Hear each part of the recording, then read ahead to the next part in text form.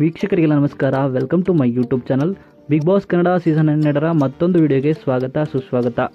Big boss ಅಭಿಮಾನಿಗಳಿಗೆ ಒಂದು good news ಅಂತಲೇ ಹೇಳ್ಬೋದು. ಬಿಗ್ ಬಾಸ್ ಲೈವ್ ಅಪ್ಡೇಟ್ ಪ್ರಕಾರ ಏನಾಗ್ತಿದೆ ಅಂತ ನೋಡೋದಾದರೆ, ಬಿಗ್ ಬಾಸ್ ಲೈವ್ ಅಪ್ಡೇಟ್ ಪ್ರಕಾರ ಬಿಗ್ ಬಾಸ್ ಕನ್ನಡ ಸೀಸನ್ 11ರ ಸ್ಪರ್ಧಿಗಳಾಗಿದ್ದಂಥ ತ್ರಿವಿಕ್ರಮ್ ಹಾಗೂ ಮೋಕ್ಷಿತಾ ಅವರು ಬಿಗ್ ಬಾಸ್ ಮನೆಗೆ ಕಾಲಿಟ್ಟಿದ್ದಾರೆ.